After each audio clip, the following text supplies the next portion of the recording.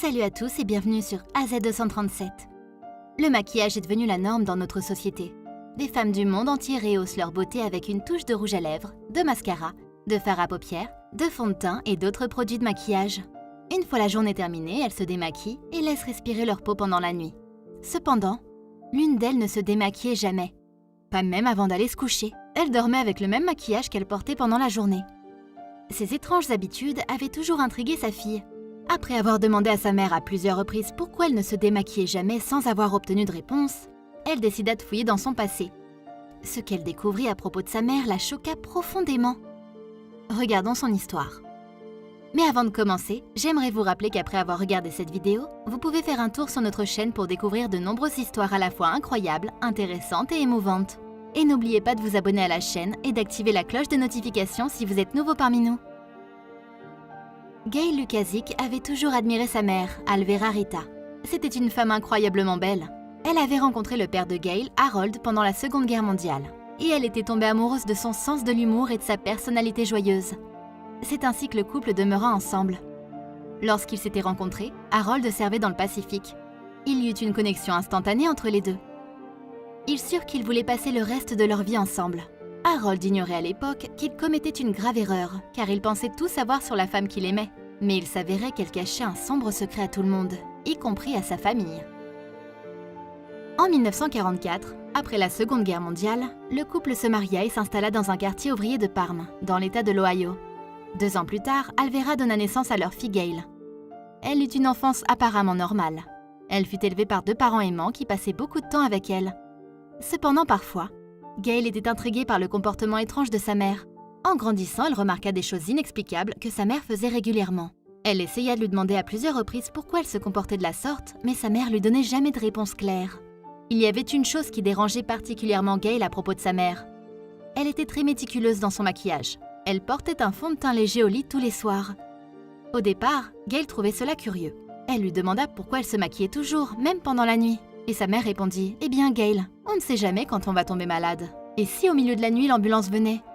Je veux toujours être sous mon meilleur jour. Ainsi je serais mieux traitée à l'hôpital. » Gail remarqua aussi que sa mère ne sortait jamais au soleil, à moins d'avoir un chapeau.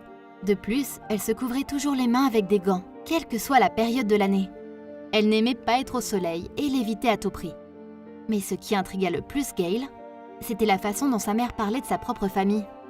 Gail n'avait jamais rencontré son grand-père, Asmar Frédéric. Elle était toujours curieuse à son sujet et ne comprenait pas pourquoi sa mère ne lui permettait pas de le rencontrer. Elle se contentait de lui poser quelques questions sur lui, mais les réponses de sa mère étaient toujours évasives et brèves.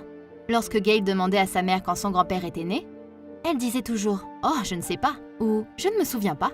Gail trouva très étrange qu'elle ne se souvienne de rien à propos de son propre père. Non seulement elle n'avait jamais rencontré son grand-père, mais elle n'avait jamais non plus vu de photo de lui. Elle était confuse. Quelque chose lui disait de creuser plus profondément. Et finalement, après plusieurs décennies, elle décida de rechercher l'identité de son grand-père. En 1995, alors que Gail avait 48 ans, elle chercha l'identité de son grand-père pour la première fois en utilisant des microfilms d'archives. Au début, elle ne pouvait pas le trouver. Elle ne pouvait le trouver nulle part. Elle était sur le point d'abandonner ses recherches lorsqu'elle tomba sur une découverte effrayante. Elle chercha dans les registres du recensement de la Louisiane de 1900. Et finalement, elle trouva le nom qu'elle cherchait, Asmar Frédéric. Il y avait aussi d'autres Frédéric dans la même colonne. Lorsqu'elle commença à lire les informations écrites à côté de leur nom, elle remarqua quelque chose d'étrange. À côté de tous leurs noms, il y avait une lettre N. Elle regarda l'intitulé de la rangée sous laquelle les lettres étaient placées. Et son cœur faillit tomber quand elle réalisa leur signification.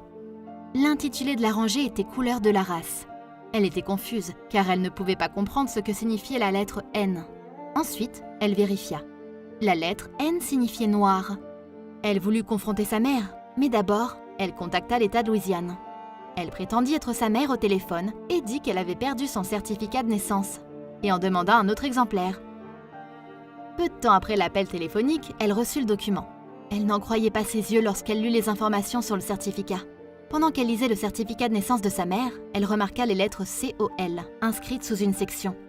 Elle ne comprit pas ce que cela signifiait. Alors elle écrivit à nouveau à l'État de Louisiane, demandant de lui expliquer ce que signifiaient les lettres COL qu'elle remarquait sur son acte de naissance.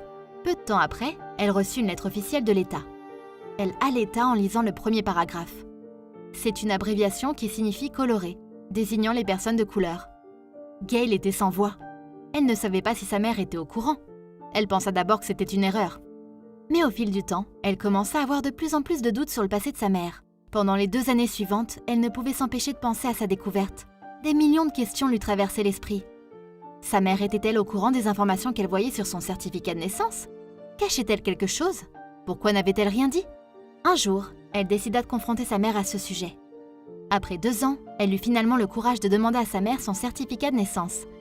Un après-midi, elle s'assit avec elle et posa finalement la question qui la tracassait depuis des années. Elle lui demanda pourquoi s'était inscrit COL sur son certificat de naissance. Elle expliqua à sa mère qu'elle avait trouvé son certificat de naissance dans lequel elle était répertoriée comme une personne de couleur, et elle lui en demanda la raison. Sa mère devint immédiatement nerveuse et mal à l'aise. Elle répondit « Je ne sais pas quel certificat de naissance tu as, mais le mien dit que je suis blanche. » Gail ne crut pas les paroles de sa mère. Elle n'avait qu'elle. Elle savait qu'elle allait découvrir la vérité. Elle dit calmement à sa mère qu'elle avait également trouvé d'autres documents, tels que les registres du recensement, dans lesquels son grand-père était inscrit comme noir, en plus de son certificat de naissance qui portait la mention COL, signifiant coloré. Sa mère devint très silencieuse. Elle eut un air triste et dit quelque chose que Gail n'oubliera jamais.